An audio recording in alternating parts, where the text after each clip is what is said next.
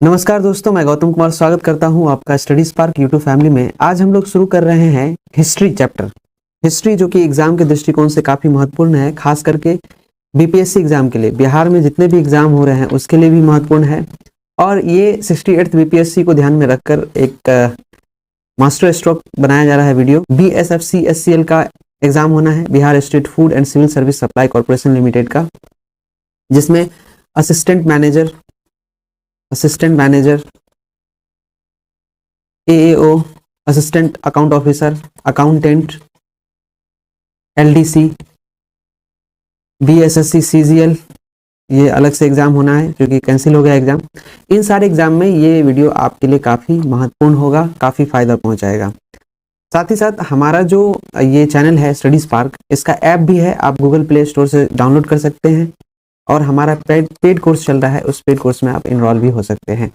BSFC SCL का course चल रहा है, असिस्टेंट मैनेजर का, अकाउंटेंट का, LDC का। आप अगर वहाँ ज्वाइन होना चाहते हैं तो आप ऐप डाउनलोड करके हमारे पेड कोर्स में ज्वाइन कर सकते हैं। चलिए हिस्ट्री शुरू करना है। आज का महत्वपूर्ण टॉपिक जो कि 68th BPSC के लिए काफ़ी महत्वपूर्ण है और BSFCL एग्ज़ाम के लिए भी महत्वपूर्ण है, BSSC CGL 3 के लिए भी महत्वपूर्ण है। स्टार्ट करते हैं हिस्ट्री से। हम शुरू करने वाले हैं आधुनिक भारत। आज जो हम लोग पढ़ेंगे वो है मॉडर्न हिस्ट्री, क्योंकि इसी से ज़्यादा क्वेश्चन होता है और खास करके बीपीएससी में लगभग 40 से 45 क्वेश्चन के आसपास हिस्ट्री से होता है और मॉडर्न हिस्ट्री का उसमें बहुत भूमिका होती है। तो यहीं से हम लोग शुरू करेंगे। पहला टॉपिक है भारतीय राष्ट्रीय कांग्रेस। आप लिख लीजिए ऊपर, भारतीय राष्ट्रीय कांग्रेस। वर्ष 1883 ईस्वी में भारतीय राष्ट्रीय संघ का गठन होता है और भारतीय राष्ट्रीय संघ से ही भारतीय राष्ट्रीय कांग्रेस का बाद में चलकर निर्माण होता है। अगर कहें कि भारतीय राष्ट्रीय कांग्रेस का पूर्व का क्या नाम था, तो हम कह सकते हैं कि भारतीय राष्ट्रीय कांग्रेस के पूर्व का नाम भारतीय राष्ट्रीय संघ था, जिसका गठन 1883 ईस्वी में हुआ था। बाद में क्या होता है, पूना में एक बैठक आयोजित की जाती है वर्ष 1885 ईस्वी में। इस वर्ष को याद रखिएगा, 1885 ईस्वी ये महत्वपूर्ण वर्ष है जब पूना में भारतीय राष्ट्रीय संघ का बैठक बुलाया गया। लेकिन क्या था, वहाँ प्लेग महामारी हो जाने के कारण, उस समय पूना में प्लेग महामारी फैली हुई थी और प्लेग महामारी के कारण यह बैठक कैंसिल हो जाता है। यहाँ पे यह बैठक नहीं होता है और इस बैठक को स्थानांतरित कर दिया जाता है बॉम्बे में। अभी वर्तमान में इसको मुंबई बोलते हैं और उस समय इसे बॉम्बे बोला जाता था, ठीक है। और इस बैठक को जब पूना से स्थानांतरित किया जाता है बॉम्बे में, वहीं 1885 ईस्वी में बैठक होता है और भारतीय राष्ट्रीय संघ का नाम बदलकर भारतीय राष्ट्रीय कांग्रेस कर दिया जाता है और भारतीय राष्ट्रीय कांग्रेस का यहाँ पर गठन होता है। भारतीय राष्ट्रीय कांग्रेस को हम इंग्लिश में लिख सकते हैं INC शॉर्ट फॉर्म हम आगे यूज करेंगे, ये आप नोट कर लीजिएगा, इंडियन नेशनल कांग्रेस। और भारतीय राष्ट्रीय संघ को INU बोलते हैं, INU।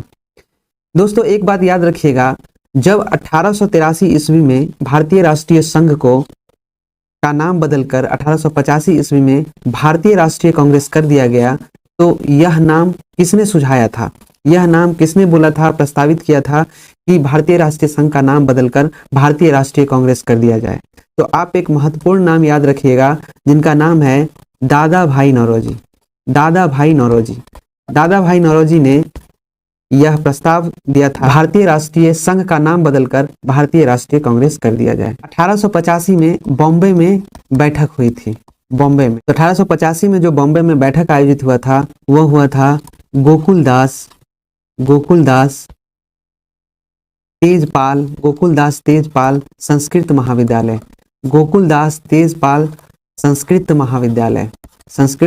महाविद्यालय, यहाँ पर यह बैठक आयोजित किया गया था। और इस बैठक में दोस्तों कुल 72 सदस्यों ने भाग लिया था। कितने सदस्यों ने? कुल 72 सदस्यों ने भाग लिया था इस बैठक में।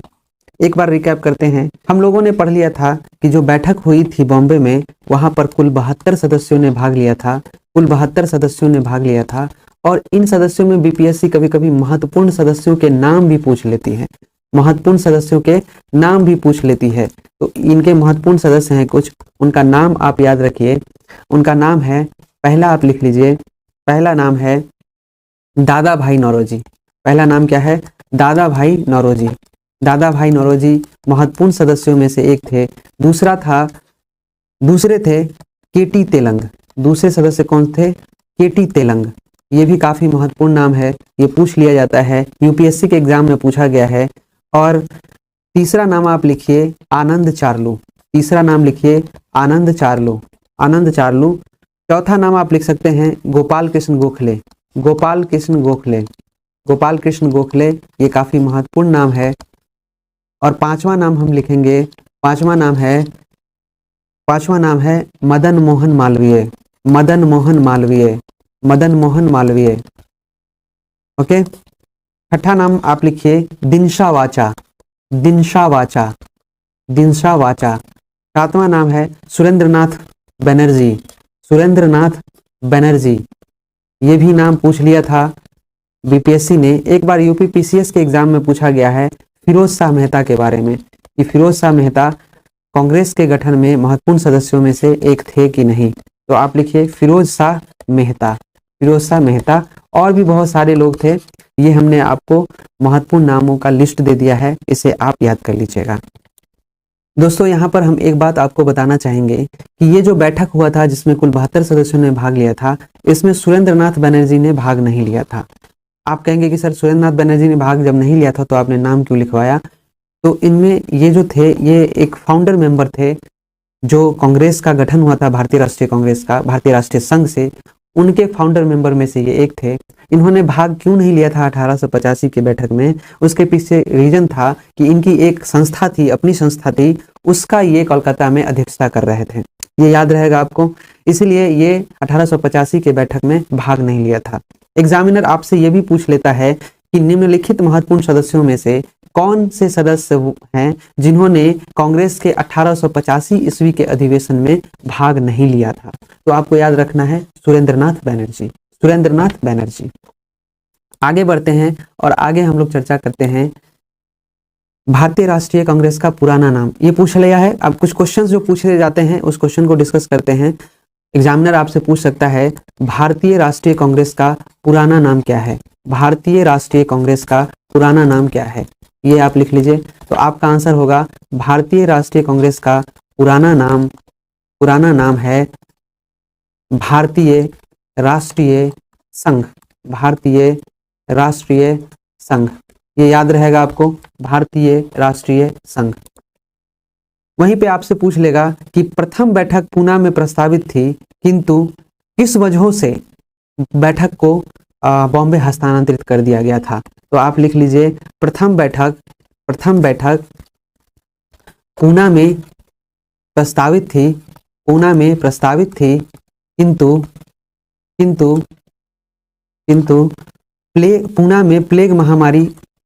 पूना में प्लेग महामारी फैल जाने के कारण, प्लेग महामारी फैलने के कारण बैठक बॉम्बे स्थानांतरित कर दिया गया था। बॉम्बे स्थानांतरित कर दिया गया था। ये आपको एकदम नोट्स टाइप का पढ़ा रहे हैं, जो हमारा क्लास का नोट्स होता है उस टाइप का, ताकि आपको याद रहे। ओके। आपसे क्वेश्चन ये भी पूछ लिया जाता है कि भारतीय राष्ट्रीय कांग्रेस का जो नाम है, भारतीय राष्ट्रीय संघ का नाम किसने बदला था और भारतीय राष्ट्रीय कांग्रेस सुझाया था? तो वो नाम आपको लिख लेना है कि वो थे दादा भाई नौरोजी। दादा भाई नौरोजी ने, या दादा भाई नौरोजी के द्वारा भारतीय राष्ट्रीय संघ का नाम बदलकर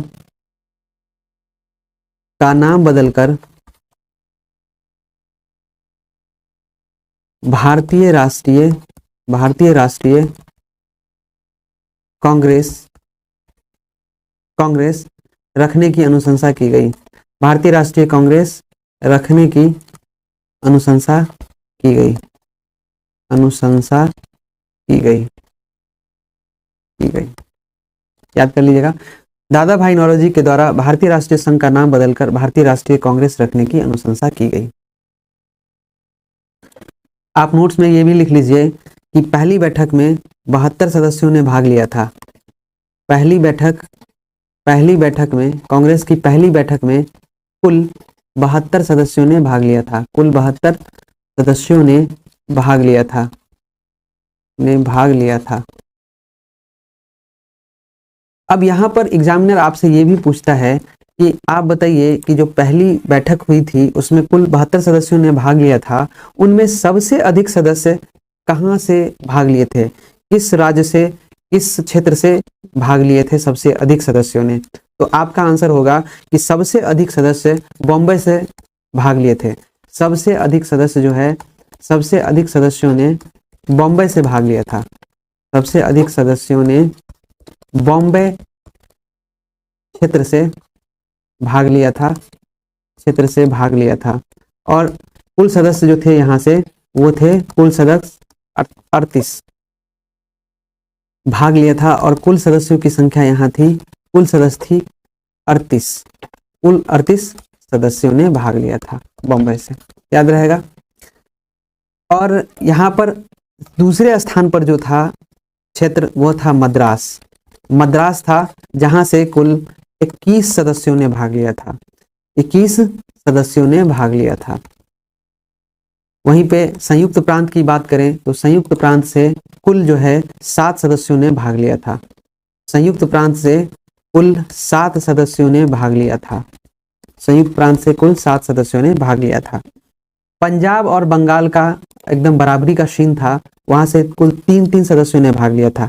पंजाब से भी 3 थे और बंगाल से भी 3 थे, 3 सदस्य थे। कुल 72 सदस्य हो गए। तो जो पहली बैठक हुई थी उनमें कुल 72 सदस्यों ने भाग लिया था, और कुल 72 सदस्यों में से सबसे अधिक भाग लिया था बॉम्बे क्षेत्र से कुल 38 सदस्य, मद्रास से कुल 21 सदस्यों ने भाग लिया था, संयुक्त प्रांत से कुल 7 सदस्यों ने भाग लिया था, और पंजाब से 3 और बंगाल से 3। जब आप इनको जोड़ेंगे तो आपको जोड़ने के बाद कुल 72 सदस्य प्राप्त होंगे। अब आप ये बोलेंगे कि बंगाल से इतना कम क्यों हुआ? ये चिंता का विषय है ना, क्योंकि जब बंगाल से ही प्रतिनिधित्व हो रहा है, सब कुछ हो रहा है, तो इतने कम सदस्य क्यों हो रहे हैं? यहाँ पर इतने कम सदस्यों ने क्यों भाग लिया? तो इसके पीछे मैंने रीजन बताया था कि उस समय क्या था, सुरेंद्रनाथ बनर्जी का एक एसोसिएशन था जिसका नाम था इंडियन नेशनल एसोसिएशन। ये याद रख लीजिए आप, इंडियन नेशनल एसोसिएशन। इसकी ये अध्यक्षता कर रहे थे जिस समय कांग्रेस की बैठक हो रही थी, भारतीय राष्ट्रीय कांग्रेस की बैठक हो रही थी बॉम्बे में, उसी समय इंडियन नेशनल एसोसिएशन की भी बैठक हो रही थी बंगाल में, और उसकी अध्यक्षता कर रहे थे सुरेंद्रनाथ बनर्जी। इसीलिए बहुत सारे सदस्य जो थे इंडियन नेशनल एसोसिएशन की बैठक में भाग लिए थे, और यहाँ पर मात्र 3 सदस्य ही भाग ले पाए थे। और यहाँ पर सुरेंद्रनाथ बनर्जी ने भी भाग नहीं लिया था, क्योंकि उनका अपना जो एक संस्था था इंडियन नेशनल एसोसिएशन, उसकी बैठक चल रही थी। अब बीपीएससी एक क्वेश्चन और पूछता है, एकदम महत्वपूर्ण क्वेश्चन को हम डिस्कस कर रहे हैं यहाँ पे। महत्वपूर्ण क्वेश्चन ये पूछता है कि जब भारतीय राष्ट्रीय कांग्रेस का प्रथम बैठक हुआ था तो उसमें कुल कितने प्रस्ताव पारित किए गए थे? तो दोस्तों साथियों, उसमें कुल 9 प्रस्ताव पारित किए गए थे। 9 प्रस्ताव पारित किए गए थे। कितने पारित किए गए थे? 9 प्रस्ताव पारित किए गए थे। पारित किए गए थे। इसमें ये आईएनसी का जो है, इंडियन नेशनल कांग्रेस का, भारतीय राष्ट्रीय कांग्रेस के प्रथम बैठक में ये 9 प्रस्ताव कौन कौन से थे उसको भी आप बारीकी से नोट कर लीजिए। ये 9 प्रस्ताव थे। पहला प्रस्ताव यह था कि अगली बैठक कलकत्ता में होगी। सबसे पहला ही प्रस्ताव यह था कि जो अगला प्रस्ताव होगा, जो अगला बैठक होगा, वो कलकत्ता में होगी। अब ये सोच लीजिए कि जो बैठक चल रही थी उस बैठक में इस प्रस्ताव को पारित करने के पीछे रीजन क्या था? क्योंकि ये नई संस्था बनी थी इंडियन नेशनल कांग्रेस, तो इनको डर थी कि कहीं अंग्रेज जो है अगले साल हमें बैठक करने नहीं देंगे। इसीलिए इन्होंने अपने बैठक में ही यह प्रस्ताव पारित कर दिया कि अगली बैठक जो होगी वह कलकत्ता में होगी। तो आप लिख दीजिए, पहला प्रस्ताव था कि अगली बैठक कलकत्ता में होगी। अगली बैठक कलकत्ता में होगी। दूसरा प्रस्ताव था कि व्यय की जांच हो। जब भारतीय राजस्व से जो जितने खर्चे हो रहे थे अंग्रेजों के द्वारा, उसकी जांच की मांग कर दी गई इस बैठक में। तो इन्होंने दूसरा प्रस्ताव क्या पारित किया? व्यय की जांच हो, व्यय की जांच हो। तीसरा प्रस्ताव इन्होंने पारित कर दिया कि वर्मा जो भारत से अलग हुआ था, तो वर्मा का जो शासन है, वर्मा का शासन अलग से हो, वर्मा का शासन अलग से हो, ना कि भारतीय राजस्व से हो, भारतीय प्रशासन से उसकी शासन को चलाया जाए, ये मांग हो गई। उसके बाद किया गया कि सेना पर जो खर्च किया जाता है अंग्रेजों के द्वारा भारतीय राजस्व से, तो सेना पर अंग्रेजों के द्वारा किए गए खर्च में 50% यानी 50% की कमी की जाए। तो आप ये लिख लीजिए, सेना पर खर्च को 50% तक कम किया जाए, तक कम किया जाए। ये चौथा प्रस्ताव था, सेना पर खर्च को 50% तक कम किया जाए। ओके, पांचवा प्रस्ताव लिख लीजिए। पांचवा प्रस्ताव था कि आईसीएस की परीक्षा में उम्र जो है 19 से बढ़ाकर 25 कर दिया जाए। आप जानते हैं कि जिस तरह से अभी इंडिया में आईएएस का परीक्षा हो रहा है, उसी प्रकार अंग्रेज के जमाने में जिस समय अंग्रेज का यहाँ पे शासन था, तो वो आईसीएस का एग्जाम लेते थे, इंडियन सिविल सर्विस का। तो उसमें उन्होंने उम्र जो है 19 वर्ष कर रखा था, और उस उम्र को बढ़ाकर इन्होंने अपने बैठक में 23 वर्ष तक बढ़ाने के लिए प्रस्ताव पारित किया। तो इनका प्रस्ताव था आईसीएस की परीक्षा में उम्र को 19 से बढ़ाकर 23 वर्ष किया जाए। लिख लीजिए, आईसीएस की परीक्षा में उम्र 19 वर्ष से बढ़ाकर 23 वर्ष किया जाए, बढ़ाकर 23 वर्ष किया जाए, 23 वर्ष किया जाए। छठा प्रस्ताव था कि आईसीएस की परीक्षा भारत में आयोजित हो। एक चीज और नोट करने वाली है यहाँ पे बात, कि अंग्रेज के समय में जो आईसीएस की परीक्षा होती थी वो ब्रिटेन में होती थी। तो यहाँ क्या था कि इंडियंस ज़्यादा उसमें पार्टिसिपेट नहीं कर पाते थे, इसीलिए इन्होंने यह प्रस्ताव में पारित कर दिया कि आईसीएस की जो परीक्षा हो वह परीक्षा भारत में भी आयोजित हो। आईसीएस की परीक्षा भारत में आयोजित हो, आईसीएस की परीक्षा भारत में आयोजित हो, भारत में आयोजित हो। ये हो गया, आयोजित हो। सातवां प्रस्ताव था इंडियन काउंसिल को भंग किया जाए। इंडियन काउंसिल जो था उसे भंग करने की मांग की गई, इंडियन काउंसिल को भंग करने की मांग की गई। ये आप लिख लीजिए, इंडियन काउंसिल को भंग किया जाए, भंग किया जाए। और आठवां प्रस्ताव था वार्षिक बजट की चर्चा में शामिल होने का हक मिले इंडियंस को। भारतीय जो भी बजट बनता था ना, तो वार्षिक बजट जो होता था, वार्षिक बजट की चर्चा में शामिल होने का हक मिले, यह भी प्रस्ताव पारित किया गया था। तो इसे भी नोट कीजिए, वार्षिक बजट की चर्चा में शामिल होने का हक दिया जाए, हक दिया जाए। ये लिखा गया, इसको आप नोट करते जा रहे होंगे। और नौवां जो प्रस्ताव था, अंतिम प्रस्ताव, यह था कि जितने भी प्रस्ताव हैं, ये जो 8 प्रस्ताव जो पारित हुआ, इन सभी प्रस्तावों को क्या किया जाए, राजनीतिक संस्थाओं को भेजा जाए ताकि इनका क्रियान्वयन हो सके। अब भारतीय राष्ट्रीय कांग्रेस को इस बात का भी डर था कि हम प्रस्ताव पारित कर दें और अंग्रेज इसको सर्कुलेट ही ना कराए, तो फिर तो बेकार हो गया ना। तो इन्होंने प्रस्ताव में ही शामिल कर दिया 9वां प्रस्ताव कि ये जितने भी प्रस्ताव पारित हुए हैं, सभी प्रस्तावों को राजनीतिक संस्थाओं को भेजा जाए, राजनीतिक संस्थाओं को भेजा जाए। देश की जितनी भी राजनीतिक संस्थाएं हैं उनको भेजा जाए, संस्थाओं को भेजा जाए, ताकि इनका क्रियान्वयन हो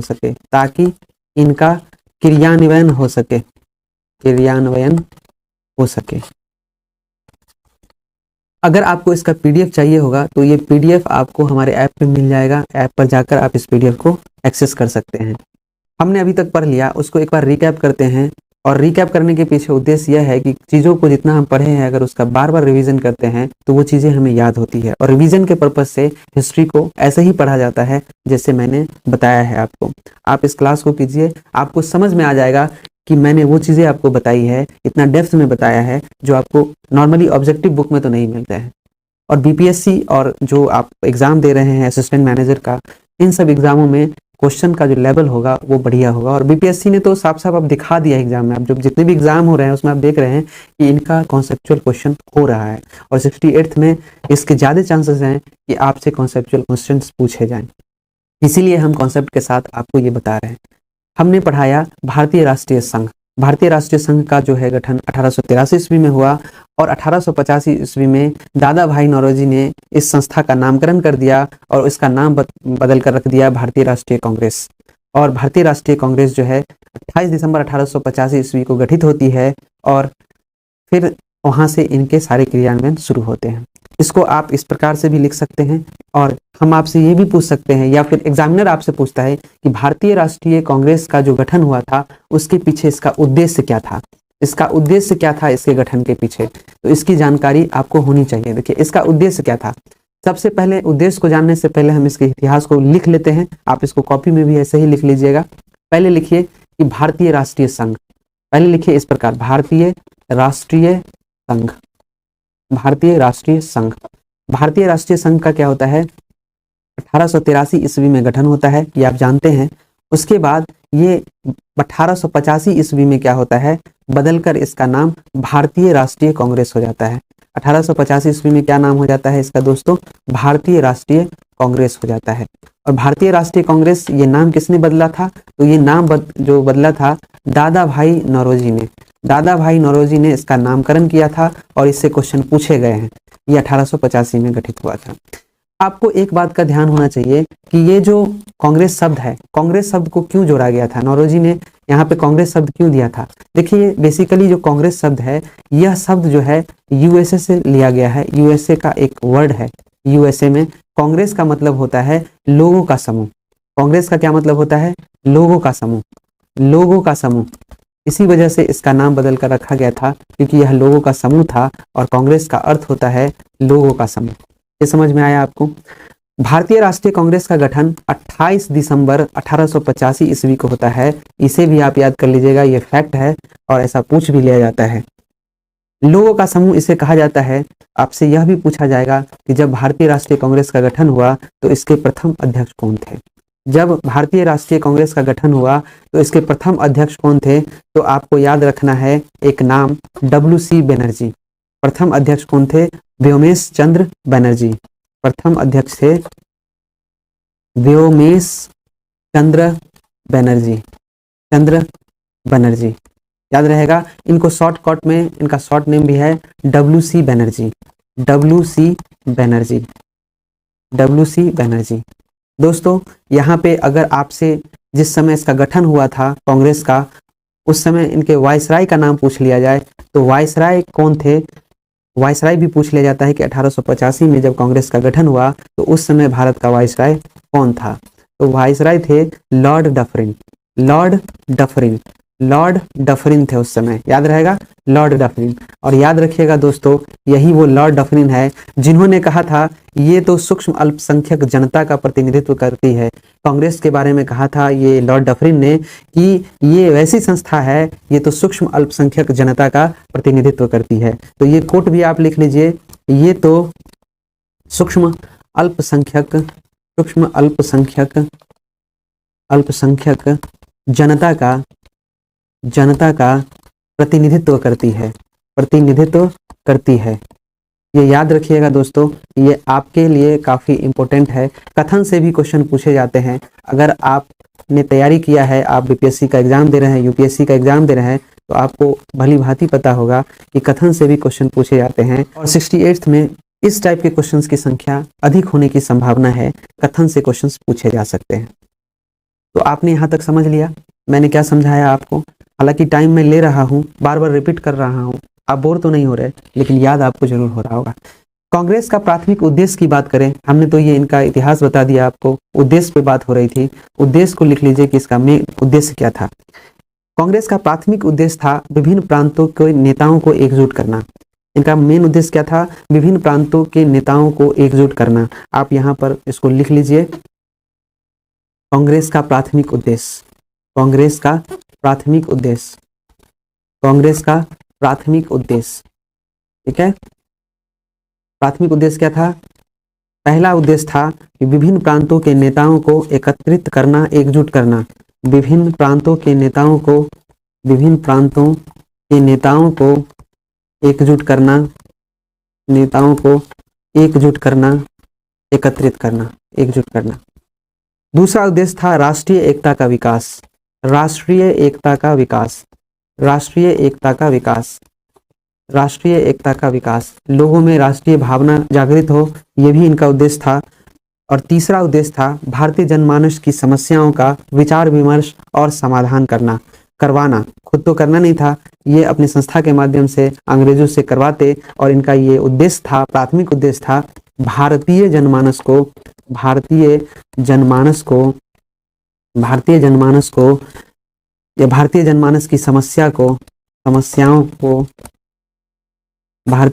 की समस्याओं का विचार विमर्श और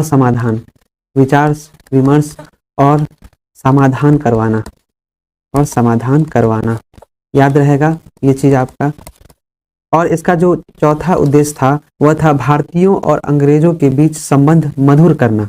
यह था भारतीयों और अंग्रेजों के बीच संबंधों को मधुर करना, भारतीय और अंग्रेजों के बीच संबंधों को मधुर करना, ये इनका मेन उद्देश्य था। चलिए कुछ स्टेटमेंट्स को पढ़ लेते हैं, कथन, जो कुछ महत्वपूर्ण कथन है उस कथन से भी क्वेश्चन पूछे जाएंगे। जैसे कि उस समय एक अखबार थी द इंडियन मिरर, जो कि कलकत्ता से छपती थी। उन्होंने स्टेटमेंट दिया था कांग्रेस भारत की प्रथम राष्ट्रीय सभा है। यह स्टेटमेंट किसका था दोस्तों? तो एक अखबार आती थी कलकत्ता से जिसका नाम था द इंडियन मिरर, और इसी अखबार ने कहा था इसे भविष्य की संसद का केंद्र बताया था। उन्होंने कहा था भारतीय राष्ट्रीय कांग्रेस को कि यह भविष्य की संसद का केंद्र है। तो आप लिख लीजिए कथन, ऊपर में ऐसे हेडिंग डालिए कथन लिखने के बाद आप उसको लिखिएगा। पहला कथन था कि कांग्रेस भारत की प्रथम राष्ट्रीय सभा है। कांग्रेस भारत की प्रथम राष्ट्रीय सभा है। कांग्रेस भारत की प्रथम राष्ट्रीय सभा है, प्रथम राष्ट्रीय सभा है। और यह कहा था किसने? यह कहा था एक अखबार कलकत्ता से प्रकाशित होती थी, और उस अखबार का नाम था the Indian mirror. The Indian mirror, यह याद कर लीजिएगा, द इंडियन मिरर जो कि कलकत्ता से प्रकाशित होती थी, और इन्होंने ही कहा था कि कांग्रेस भारत की प्रथम राष्ट्रीय सभा है। और इसी में एक इनका स्टेटमेंट, दूसरा भी स्टेटमेंट आया था, और वह स्टेटमेंट था जिसमें उन्होंने कहा था इसे भविष्य की संसद का केंद्र, इसे भविष्य की संसद का केंद्र बताया था, संसद का केंद्र बताया था, का केंद्र बताया था। लिख लीजिएगा, ये कथन है। नेक्स्ट बढ़ते हैं नेक्स्ट कथन पर। एक कथन था वो काफी इंपॉर्टेंट है, और ये यूपीपीसीएस में पूछा गया क्वेश्चन है कि कांग्रेस देश की सूक्ष्म अल्पसंख्यक जनता का प्रतिनिधित्व करती है, किसने कहा था? तो ये कहा था लॉर्ड डफरिन ने। और ये सिर्फ यूपीपीसीएस में नहीं बल्कि बीपीएससी में भी पूछा गया है, और वेरियस बहुत सारे एग्जाम्स में पूछे गए हैं। काफी महत्वपूर्ण स्टेटमेंट है। कांग्रेस देश के सूक्ष्म अल्पसंख्यक, देश की सूक्ष्म अल्पसंख्यक जनता का प्रतिनिधित्व करती है, जनता का प्रतिनिधित्व करती है। यह किसने कहा था दोस्तों? तो यह कहा था लॉर्ड डफरिन ने। किसने कहा था? लॉर्ड डफरिन ने कहा था। इसे आप लिख लेंगे, लॉर्ड डफरिन ने कहा था। एक और कथन है काफी इंपॉर्टेंट, जिसमें कहा था, अरविंदो घोष ने कहा था कांग्रेस क्षय रोग से मरने वाली है। कांग्रेस क्षय रोग से मरने वाली है। यह कथन किसका है? तो यह कथन है अरविंदो घोष का। कांग्रेस क्षय रोग से मरने वाली है, यह कथन किसका है? यह कथन है अरविंदो घोष का। कांग्रेस क्षय रोग से मरने वाली है, यह लिख लेंगे आप, काफी महत्वपूर्ण है। और यह कथन था अरविंदो घोष का, अरविंदो घोष का। आप सोच में पड़ गए होंगे कि ये भारतीय ऐसा बात क्यों बोले, तो उसके पीछे भी कहानी है, बताएंगे आगे जब हम लोग क्लास करेंगे। एक स्टेटमेंट आपने सुना होगा, वह स्टेटमेंट था कि कहा था बंकिम चंद्र चटर्जी ने, कांग्रेस के लोग पदों के भूखे राजनीतिज्ञ हैं। यह कहा था बंकिम चंद्र चटर्जी ने। लिख लीजिए, कांग्रेस के लोग पदों के भूखे राजनीतिक हैं। पदों के भूखे राजनीतिक हैं। यह बात किसने कहा था? यह बात कहा था आपको बंकिम चंद्र चटर्जी ने। किसने कहा था? बंकिम चंद्र चटर्जी ने। कांग्रेस के लोग पदों के भूखे राजनीतिक है, यह कहा था बंकिम चंद्र चटर्जी ने। तो इतनी बातें आपको समझ में आ गई होंगी, आपने समझ लिया। आगे हम लोग चर्चा करते हैं एक और कथन की। भारत छोड़ो आंदोलन के दौरान यह कहा गया था, और यह कथन महात्मा गांधी जी के द्वारा किया गया था। भारत के पिता, राष्ट्रपिता महात्मा गांधी जी ने कहा था, आज़ादी के बाद कांग्रेस को समाप्त कर देना चाहिए। आप यह जानते हैं, आज़ादी के बाद कांग्रेस को समाप्त कर देना चाहिए। आज़ादी के बाद कांग्रेस ऐसी संस्था है जिसे समाप्त कर देना चाहिए। कांग्रेस को समाप्त कर देना चाहिए। यह किसने कहा था? यह कहा था महात्मा गांधी जी ने। यह किस समय कहा था इन्होंने? भारत छोड़ो आंदोलन के दौरान कहा था। यह बात कही थी महात्मा गांधी ने, और यह कही गई थी बातें भारत छोड़ो आंदोलन के दौरान। भारत छोड़ो आंदोलन के दौरान। अच्छा, एक बात जानते हैं, इतिहास में क्या होता है ना, चीज़ों को रिलेट करना पड़ता है, तब जाकर आपको क्वेश्चन समझ में आते हैं, आप तब बना पाते हैं। और एग्जामिनर को रिलेट करके ही क्वेश्चंस पूछने लगे हैं अब, इसीलिए मैं वैसे ही बताते जा रहा हूँ। जो टॉपिक्स जहाँ पे हमको समझ में आते जा रहा है, मैं आपको बताता जा रहा हूँ। जब कथन की बात हो रही है तो इस कथन से कोई मुंह नहीं मोड़ सकता है, क्योंकि ये कथन से कई बार क्वेश्चन पूछे गए हैं एग्जाम में, और ये काफ़ी महत्वपूर्ण कथन है। और ये कथन है लॉर्ड कर्जन का। लॉर्ड कर्जन का नाम आपने सुना ही है। लॉर्ड कर्जन ने क्या कहा था? उन्होंने कहा था, कांग्रेस अपने मौत की अंतिम घड़ियां गिन रही है, और मेरी इच्छा है कि मैं अपने काल में कांग्रेस का पतन देखूं। तो ये स्टेटमेंट भी आप लिख लीजिए। लॉर्ड कर्जन ने कहा था, कांग्रेस अपने मौत की अंतिम घड़ियां गिन रही है। कांग्रेस अपने मौत की अंतिम घड़ियां गिन रही है, और मेरी अंतिम इच्छा है, गिन रही है, और मेरी अंतिम इच्छा है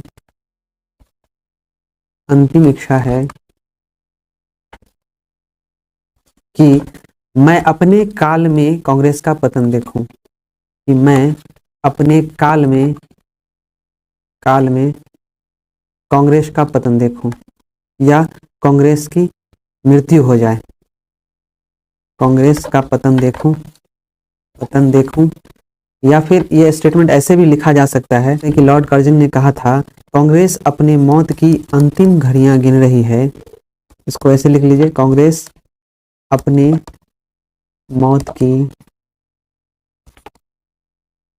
अंतिम घड़ियां गिन रही है, और मेरी इच्छा है कि मेरे कालखंड में इसकी मृत्यु हो जाए। मेरे कालखंड में इसकी मृत्यु हो जाए। कालखंड में इसकी मृत्यु हो जाए। तो ये काफी महत्वपूर्ण स्टेटमेंट है, इसे आप याद रखेंगे। लॉर्ड कर्जन का स्टेटमेंट है ये। आगे बढ़ते हैं। आगे एक स्टेटमेंट है, कूपलैंड ने कहा था, कांग्रेस का जन्म भारत में ब्रिटिश शासन के दुश्मन के रूप में नहीं बल्कि मित्र के रूप में हुआ है। और ये दोस्तों कथन किनका है? कूपलैंड का है। आप लिख लीजिए, कूपलैंड ने कहा था, क्या कहा था? इन्होंने कहा था, कांग्रेस का जन्म भारत में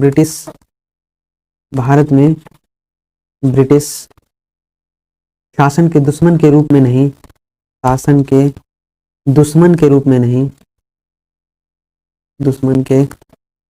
रूप में नहीं, बल्कि मित्र के रूप में हुआ है। मित्र के रूप में हुआ है। आप ऐसे याद कर लीजिएगा इसको। ये कूपलैंड का स्टेटमेंट है। वहीं अगर एक स्टेटमेंट बहुत ही महत्वपूर्ण है, जो कि एग्जाम में काफी बार पूछे गए हैं, और जितने भी कथन आपको करा रहे हैं ना, सबके सब इंपॉर्टेंट है। ये है सर सैयद अहमद खान के द्वारा दिया गया है। तो सर सैयद अहमद खान ने कहा था, क्या कहा था? सर सैयद अहमद खान का ये कथन है, ये काफी महत्वपूर्ण है, इसको आप लिख लीजिए। कांग्रेस का आंदोलन ना तो लोगों के द्वारा प्रेरित था और न ही सोचा गया था या योजनाबद्ध किया गया था। ये इन्होंने कह दिया कि कांग्रेस का आंदोलन लोगों के द्वारा प्रेरित था ही नहीं, न सोचा समझा नहीं था, न योजनाबद्ध था, बिना योजना का ही ये आंदोलन था। ये कथन है सर सैयद अहमद खान का। लिख लीजिए, कांग्रेस का आंदोलन, कांग्रेस का आंदोलन ना तो लोगों के द्वारा प्रेरित था, ना तो लोगों के द्वारा प्रेरित था, लिखते जाइए आप, ना ही सोचा गया था, ना ही सोचा गया था, और ना ही योजनाबद्ध था, योजनाबद्ध था। और ये कहा था सर सैयद अहमद खान ने, सर सैयद अहमद खान ने कह दिया था ये बात। कथन से क्वेश्चन रहेंगे ही रहेंगे, और ये मैं आपको काफी महत्वपूर्ण टॉपिक करवा रहा हूं, इसे आप मिस नहीं करेंगे। दोस्तों, अगर आपसे पूछ लिया जाए कि कांग्रेस का पिता किसे कहा जाता है ना महत्वपूर्ण क्वेश्चन, कांग्रेस का पिता किसे कहा जाता है, आप बता दीजिए। कांग्रेस का पिता आपके दिमाग में कौन आया? तो कांग्रेस का पिता एलन ऑक्टेवियन ह्यूम को कहा जाता है। आप लिखिए, एलन ऑक्टेवियन, ऑक्टेवियन ह्यूम को कहा जाता है। इसे शॉर्ट में A.O. ह्यूम भी कहा जाता है। इन्हें कांग्रेस का पिता कहा गया था, इन्हें कांग्रेस का पिता भी कहा गया था। और लाला लाजपत राय ने ह्यूम को स्वतंत्रता के पुजारी कहा था, स्वतंत्रता के पुजारी के रूप में बताया था, और कहा था कि उनका हृदय भारत की दुर्दशा पर रोता था। तो इतनी उनकी बड़ाई की थी। और वो ये कथन किनका है? लाला लाजपत राय का। उन्होंने क्या कहा था? ह्यूम स्वतंत्रता के पुजारी थे, स्वतंत्रता के पुजारी थे, स्वतंत्रता के पुजारी थे, पुजारी थे, और उनका हृदय भारत की दुर्दशा पर रोता था। देखिए, और उनका हृदय भारत की दुर्दशा पर रोता था, भारत की दुर्दशा पर रोता था, दुर्दशा पर रोता था। यह कहा था किसने? यह कहा था लाला लाजपत राय ने, लाला लाजपत राय, ये याद रख लीजिएगा, लाला लाजपत राय, ये इनका कथन था। ह्यूम को इन्होंने स्वतंत्रता का पुजारी बताया था। अगर आपसे पूछ लिया जाए कि कांग्रेस के गठन के सिद्धांत बताइए, कितने सिद्धांत हैं, तो कांग्रेस के गठन के विभिन्न सिद्धांत हैं। उन विभिन्न सिद्धांतों में से 3 सिद्धांत हैं जो काफी महत्वपूर्ण है, जिन्हें आप लिखेंगे। पहला सिद्धांत था थ्योरी ऑफ सेफ्टी वॉल्व, जिसे हम सुरक्षा कपट का सिद्धांत भी बोलते हैं। दूसरा था षड्यंत्र का सिद्धांत, जिसे थ्योरी ऑफ कंस्पायरेसी बोलते हैं। और तीसरा था त्वरित चालक का सिद्धांत, जिसे थ्योरी ऑफ लाइटनिंग कंडक्टर भी कहा जाता है। तो ये 3 सिद्धांतों की चर्चा करेंगे दोस्तों, उसको लिख लीजिएगा। कांग्रेस के गठन के विभिन्न सिद्धांत, उनमें हम 3 सिद्धांत को लिखेंगे। तो लिखिए, कांग्रेस के गठन के विभिन्न सिद्धांत, लिखिए, कांग्रेस के गठन के विभिन्न सिद्धांत, गठन के विभिन्न सिद्धांत, विभिन्न सिद्धांत। ये विभिन्न सिद्धांत कौन कौन से हैं? हमने पहले बताया आपको। पहला सिद्धांत है सुरक्षा कपट का सिद्धांत, पहला सिद्धांत है सुरक्षा कपट का सिद्धांत, सुरक्षा कपट का सिद्धांत। दूसरा है दोस्तों, उसका नाम है थ्योरी ऑफ कंस्पायरेसी, जिसे षड्यंत्र का सिद्धांत भी बोलते हैं, षड्यंत्र का सिद्धांत। और तीसरा है दोस्तों, उस तीसरा का नाम है त्वरित चालक का सिद्धांत, त्वरित चालक का सिद्धांत।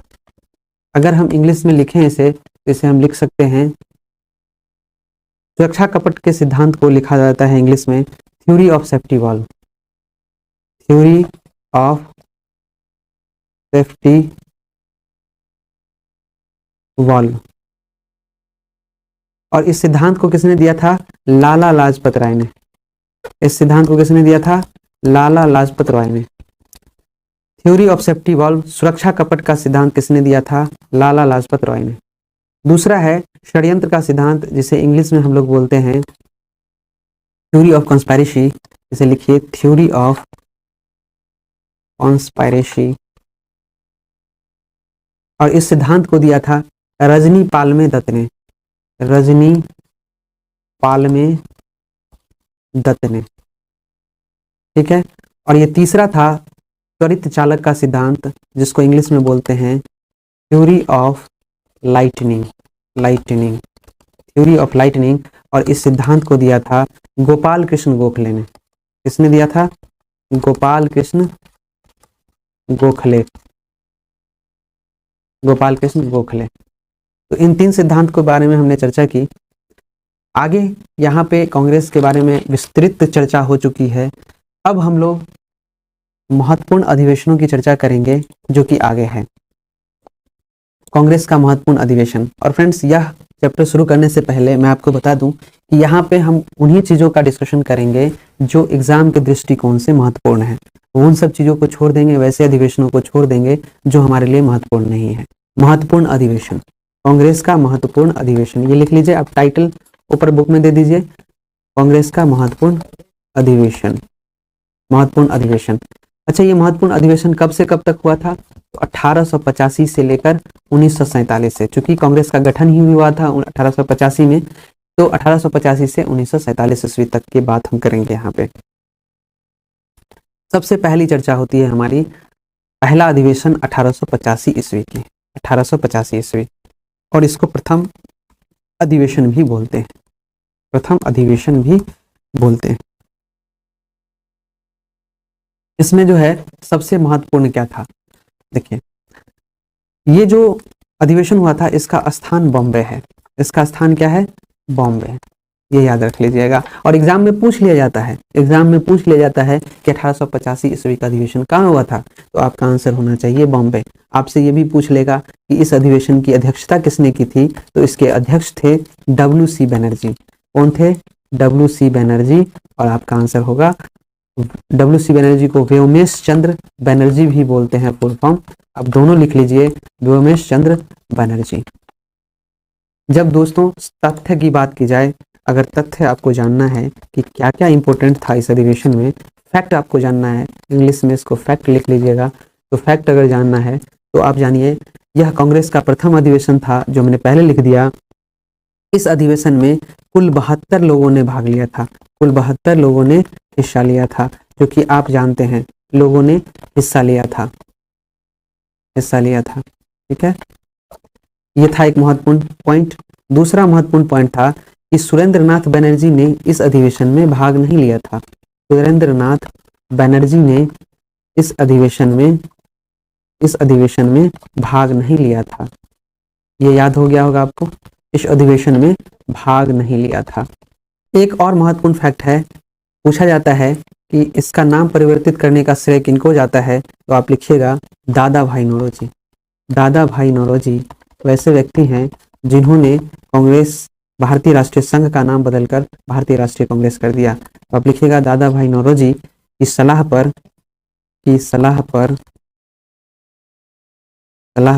संघ का नाम बदलकर भारतीय राष्ट्रीय कांग्रेस कर दिया गया। और यह कब किया गया? तो यह किया गया था 1885 में। हम 1885 ईस्वी पढ़ रहे थे। एक महत्वपूर्ण तथ्य और भी है कि इस अधिवेशन में मुस्लिम सदस्यों की संख्या मात्र 2 थी। कितने मुस्लिम सदस्य थे? मात्र 2 थे, 2। ये याद रख लीजिएगा, मुस्लिम सदस्यों की संख्या कितनी थी? मात्र 2। 1885 के बाद हम लोग पढ़ेंगे 1886। 1886 दूसरा अधिवेशन था कांग्रेस का, और यह अधिवेशन हुआ था कलकत्ता में। 1886 ईस्वी दूसरा अधिवेशन, आप लिख लीजिए दूसरा यह अधिवेशन था। एग्जामिनर आपसे पूछ लेगा कि यह कहाँ हुआ था, तो इसके स्थान की बात अगर करें दोस्तों, तो स्थान हो जाएगा इसका कलकत्ता। कलकत्ता में यह अधिवेशन हुई थी, और इस अधिवेशन की अध्यक्षता की थी दादा भाई नौरोजी ने। तो हम बोल सकते हैं कि 1886 ईस्वी के अधिवेशन के अध्यक्ष थे दादा भाई नौरोजी। कौन थे? दादा भाई नौरोजी, दादा भाई नौरोजी। अच्छा, महत्वपूर्ण तथ्यों की बात अगर करें, हम यहाँ पर तथ्य जानना है, तो महत्वपूर्ण तथ्य इसमें क्या हो सकता है कि ये दादा भाई नौरोजी जो थे, यह प्रथम अध्यक्ष थे, प्रथम पारसी अध्यक्ष थे। ये समझ में आया आपको। अगर वहीं पे सेकंड तथ्य की बात करें तो ये दादा भाई नौरोजी जो है 3 बार, कुल 3 बार अध्यक्ष बने हैं कांग्रेस के। और वो कब कब बने, तो एक बार बने 1886 ईस्वी में, और दूसरी बार बने 1893 ईस्वी में दोस्तों, और तीसरी बार बने 1906 ईस्वी में। 1806 ईस्वी में ये कब कहाँ बने थे, तो ये कलकत्ता में बने थे, जो कि आप पढ़ रहे हैं। और 1893 में जो बने थे ये लाहौर में बने थे। कहाँ बने थे दोस्तों, लाहौर में बने थे 1893 में, और 1906 में ये पुनः कलकत्ता में बने थे। तो हम कह सकते हैं कि ये वो पारसी अध्यक्ष थे जो 2 बार कलकत्ता में बने थे और 1 बार लाहौर में बने थे। कुल मिलाकर टोटल जो है ये 3 बार अध्यक्ष बने थे। आगे बात समझ में। और अगर इस अधिवेशन में मुस्लिम सदस्यों की बात करें तो कुल मुस्लिम सदस्यों की संख्या 2 से बढ़कर 33 हो गई थी। कितनी हो गई थी, मुस्लिम सदस्यों की संख्या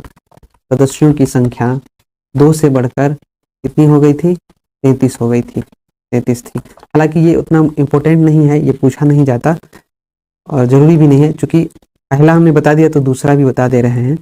कुल सदस्य की बात करें तो कुल सदस्य इसमें दूसरे अधिवेशन में 436 थे। प्रथम में 72 सदस्य थे और सेकेंड में 436 सदस्य थे। यहाँ तक आपका क्लियर हो गया होगा फैक्ट। 1886 हमने पढ़ लिया। आगे हम लोग पढ़ते हैं 1887, जो कि तीसरा अधिवेशन है कांग्रेस का। कांग्रेस का तीसरे अधिवेशन की बात करते हैं हम 1887 ईस्वी का तीसरा।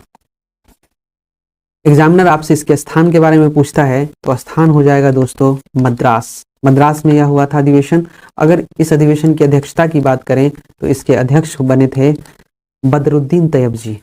बदरुद्दीन तैयब जी, याद रहेगा आपको, बदरुद्दीन तैयब जी इसके अध्यक्ष थे। बात यहाँ पे तथ्य की करें जो इम्पोर्टेंट आपको याद रखना है और इस एग्जाम में क्वेश्चंस बनते हैं वो, तो ये प्रथम मुस्लिम अध्यक्ष थे। तथ्य में अगर बात करें तो ये प्रथम मुस्लिम अध्यक्ष थे कांग्रेस के, और तीसरे अधिवेशन में, कांग्रेस के तीसरे अधिवेशन में प्रथम मुस्लिम अध्यक्ष बनने वाले थे ये। तथ्य यहाँ पर लिख लीजिए, इम्पोर्टेंट पॉइंट। इम्पोर्टेंट पॉइंट्स क्या है, तथ्य क्या है, फैक्ट क्या है। कुल सदस्यों की संख्या यहाँ पर थी 607। आगे सदस्यों के बारे में हम लोग चर्चा नहीं करेंगे, जहाँ तक बात करनी है, जहाँ तक इम्पोर्टेंट है वहाँ तक हम बात करते हैं। तो कुल सदस्य 607 थी। और बात करें तो यही इसी अधिवेशन में लॉर्ड डफरिन ने इसकी आलोचना की थी कांग्रेस की, और इसी अधिवेशन में के दौरान लॉर्ड डफरिन ने कहा था कि कांग्रेस जो है सूक्ष्म अल्पसंख्यक जनता का प्रतिनिधित्व करती है। इसी अधिवेशन में लॉर्ड डफरिन ने इसी दौरान कहा था, लॉर्ड डफरिन ने कहा था कि कांग्रेस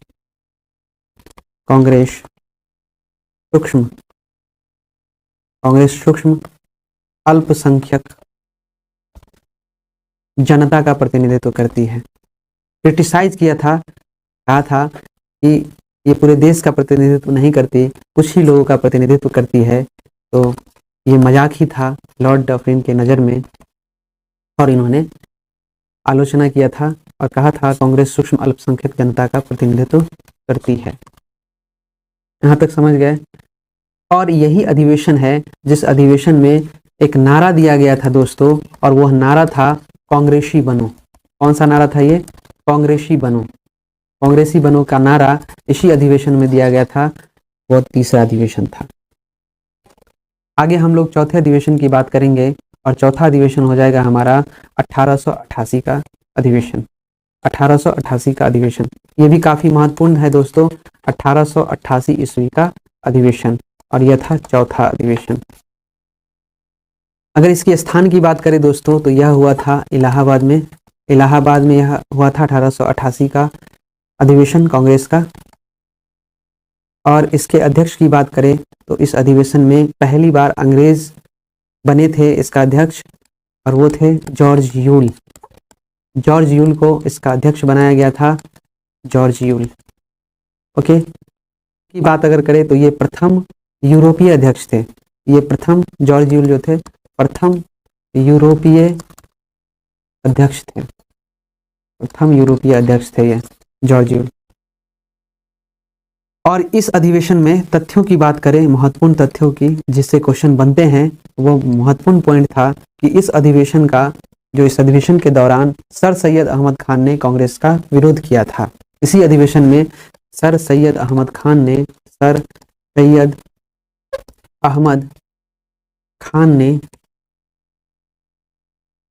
कांग्रेस का विरोध किया था। अब समझ में आ गया होगा आपको कि मैंने जो शुरू में बार बार रिपीटेशन किया था उसके पीछे रीजन क्या था। रीजन यही था कि जो डाटा है, जो आंकड़े हैं आपके माइंड में डालूं मैं, जब डाल दूं तब मैं अगर आपको पढ़ाऊं आगे तो चीज़ों को आप अच्छे से समझ पाएंगे। अब मुझे लगता है कि जो चीज़ें मैंने बार बार रिपीट की थी वो अब फायदा आपको मिल रहा होगा यहाँ पे। आगे अगर हम तथ्यों की बात करें तो एक महत्वपूर्ण तथ्य है इसमें कि सरकारी अधिकारियों पर ब्रिटिश सरकार ने प्रतिबंध लगा दिया था कि वे कांग्रेस के अधिवेशन में हिस्सा नहीं लेंगे। ब्रिटिश को अब जो है चिढ़ होने लगा था कांग्रेस से, और चिढ़ गया था और उसने कहा था ब्रिटिश के जितने भी अधिकारी थे कि कांग्रेस के अधिवेशन में वो भाग नहीं लेंगे। ये घोषणा की गई थी कि सरकारी अधिकारियों पर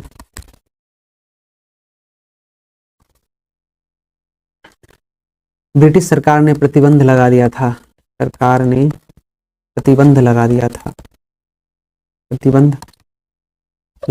था कि वे कांग्रेस के अधिवेशन में हिस्सा नहीं ले सकते,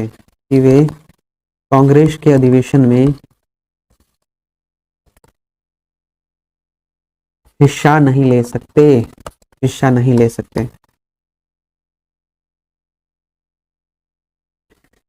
ये समझ में आ गया।